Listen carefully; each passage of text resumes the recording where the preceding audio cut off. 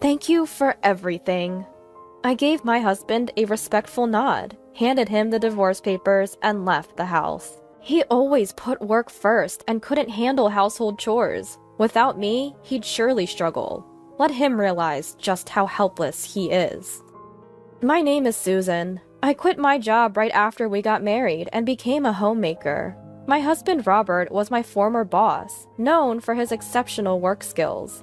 Ever since I started working under Robert, he was always there to help. He often gave me advice about work, and eventually we started going out for dinners, privately. We began dating secretly at work and announced our relationship when we decided to get married. When I shared the news of our marriage, many female colleagues were envious. Becoming a homemaker was Robert's idea. However, once we started our married life, Robert began to look down on me. "You just laze around at home and still get to eat. You're really lucky. Who do you think provides for this lifestyle? You should be grateful to me." If I tried to go out on a weekday, he'd make a displeased face. "Going out for lunch while I'm working? Who do you think earns the money for that lunch? Think about it." I started to feel reluctant to go out, fearing Robert's reaction, and began to stay home more. Is this my life now? Just waiting for Robert to come home? I can't stand this. I felt like I needed a change. Determined, I decided to work outside again. But Robert wouldn't allow me to work part-time. "You want to work? Is my salary not enough for you?" "That's not it." I tried to explain desperately. "I feel suffocated staying at home all the time." "You think of work as just a breather? Are you taking it lightly?" He bombarded me with accusations, but I knew if I backed down, nothing would change. I pleaded with Robert. After much persuasion, he finally agreed to let me work part-time, on the condition that I wouldn't neglect household chores. Working outside after a long time was nerve-wracking, but it felt refreshing. I worked hard to ensure Robert had no complaints about the housework after my part-time job. It was tough initially, but I gradually found my rhythm. Around that time, Robert's mother passed away. I informed my part-time job about the sad news and asked for some time off, which they kindly granted. I went back and forth between Robert's family home and our house, preparing for the funeral and taking care of my father-in-law. After the funeral, Robert told me, "You only need to visit my family home every other day. Daily cleaning and laundry aren't necessary, right? Just prepare meals that my dad can easily heat up." It seemed he was concerned that his needs would be neglected if I visited his family home daily. If I continued to care for father-in-law, I wouldn't be able to keep my part-time job. When I expressed this to Robert, he responded with annoyance. "It doesn't matter if 1 or 2 employees are absent, right? Just reduce your working days. If they complain, just quit. It's not like you're earning much. It's just a breather for you." Reluctantly, I reduced my working days, but I felt guilty for constantly asking for flexibility. I wish father-in-law could take care of himself, but father-in-law was adamant. Household chores are a woman's job. He wouldn't do any cleaning or laundry. He was also picky about food. "This is too salty." Or, "I want something else," were common complaints.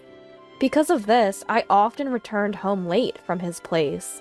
One such day, father-in-law didn't want to eat the pot roast 2 days in a row. I had to prepare another meal, which made me late.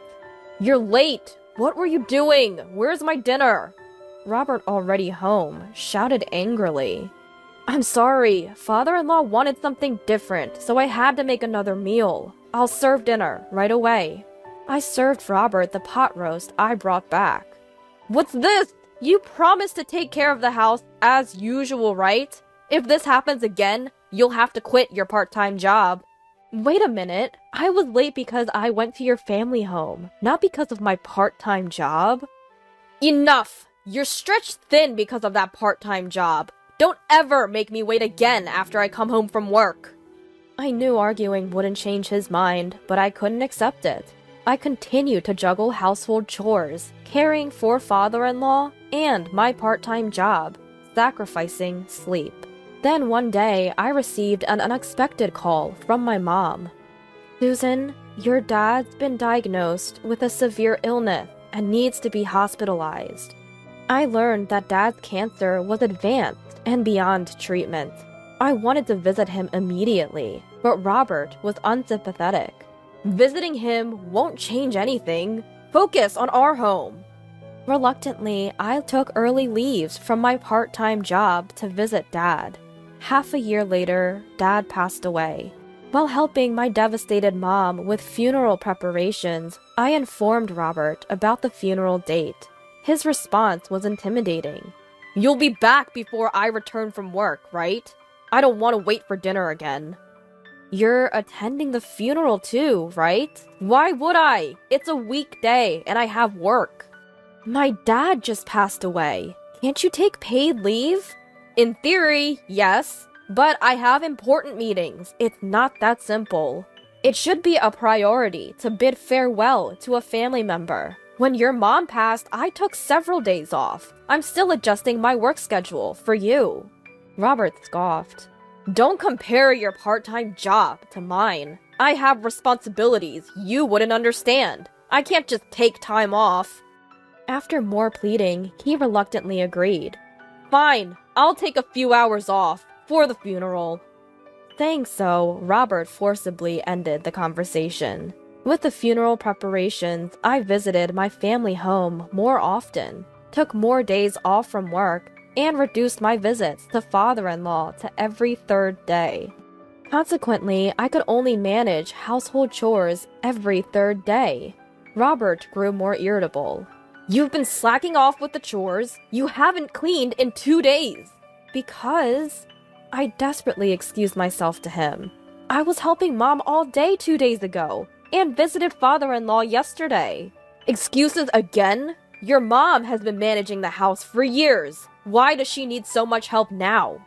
"After Dad's passing, she's too devastated to do anything. I want to be there for her." Robert dismissed her grief. "She's just being weak. Your dad's illness wasn't sudden. She should have been prepared. This is why I say women." "How can you say that? Even if she knew losing a lifelong partner is devastating. Can't you understand her feelings?" "I'm saying she should face reality. Your dad should have planned better. Leaving without preparing his wife is irresponsible." "How can you speak of my family like that? Don't you have any respect for them?" "What's there to respect? Just because they're older? That's naive thinking." Watching my silent anger, Robert sneered and said, "Why should anyone respect your family? Just because they're older? That's naive thinking, isn't it?" "How can you say that? Not just about my mom, but also about my dad, who passed away after a long illness." That was the moment I decided to cut ties with Robert. I can't talk to him anymore. Just being in the same room with him makes my skin crawl. I began to secretly prepare to leave the house, using the funeral preparations as a cover. I discreetly moved my belongings to my parents' home. It was hard to tell my grieving mom about the current situation, but I couldn't bear it any longer. I couldn't stand Robert's attitude, and I wanted to move back home. When I told my mom, she comforted me, saying, "You've done well so far. If Susan wants to come back, I'd be more than happy. It won't be lonely here with you." "Thank you, Mom." It's better to free yourself from Robert and find new happiness than to force a marriage. With those words from my mom, I felt reassured and continued my preparations to leave. I kept my emotions in check, flawlessly handling household chores and taking care of my father-in-law. It's just a little longer of enduring doing things for my husband.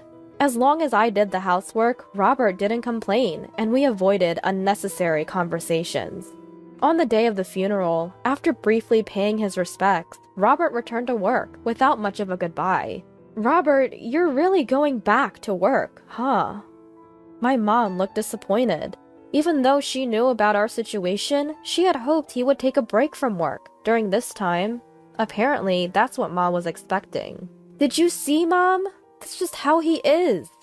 Hearing my indifferent comment, my mom replied, "Well, I guess there's nothing we can do." We both felt reassured that our decision to divorce was the right one. After the funeral, as usual, Robert returned from work. "I'm back." Welcome home, Robert shouted at my curt response. Welcome home? That's it? I took time off work for the funeral because of you. You should thank me. Thank you? Yes, your family interfered with my work. Now say it. Robert sat arrogantly on the sofa, waiting for my response. I bowed slightly to him and said, thank you for everything so far.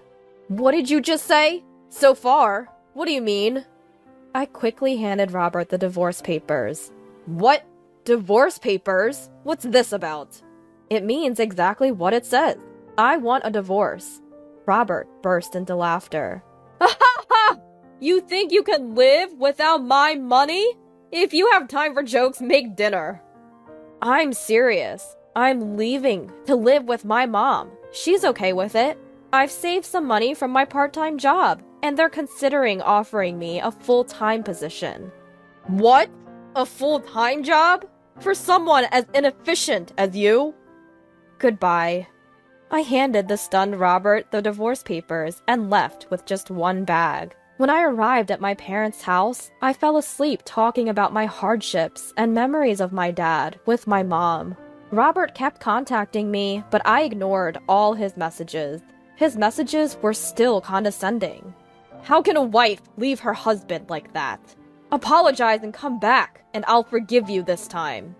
Ignoring him was the right choice. Robert never came to my parents' house. His pride wouldn't allow it. Thanks to that, my mom and I lived peacefully.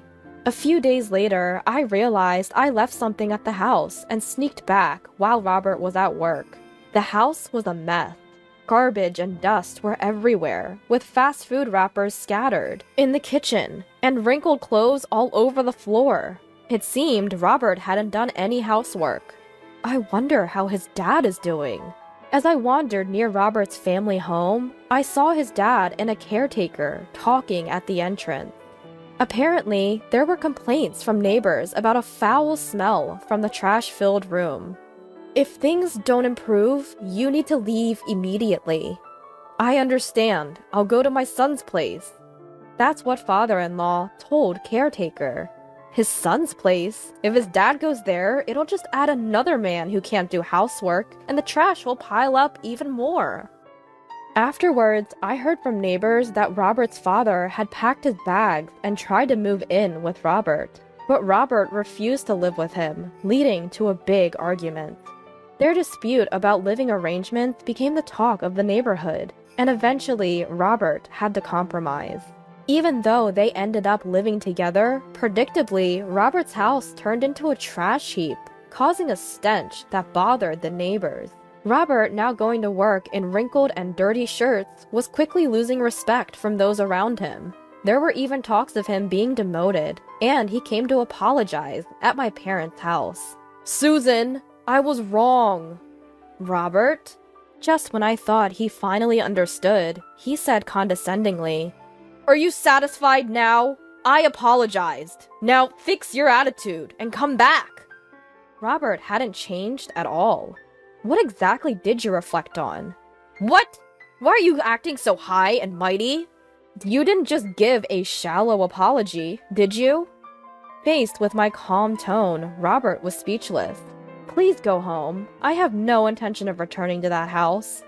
But without you, the house is a mess, and there's my dad to take care of. You just want me back to take care of you and your dad, right? Well, you might think you're competent at work, but if you can't manage your own life, you're worse than a child. What? How dare you talk to your husband like that? Not husband, ex-husband. We're getting a divorce, so we're strangers now. Wait, I don't want a divorce. Shut up. I am not your servant. You always look down on homemakers. Men like you, stuck in the past and domineering, should just be buried in your trash-filled houses. Stay away from me, you arrogant jerk. I shouted at Robert, locked the door behind him, and when I turned around, my mom was clapping, saying, Well said. After that, I started the divorce mediation process. Fortunately, the offer for a full-time position progressed smoothly, and it seemed I could earn enough to live comfortably with my mom. My mom, who had been down after losing my dad, was gradually regaining her spirits now that I was back. Life with just the two of us is now fulfilling and joyful. According to my lawyer, Robert and his dad are still living in their trash-filled house. Known in the neighborhood as the useless father-son duo, they're the subject of gossip. Robert, unable to sleep properly because of the trash, is always sleep-deprived. As a result, he lost focus, made a significant mistake at work, and was forced to resign. Without the means to hire a housekeeper, their future looks bleak.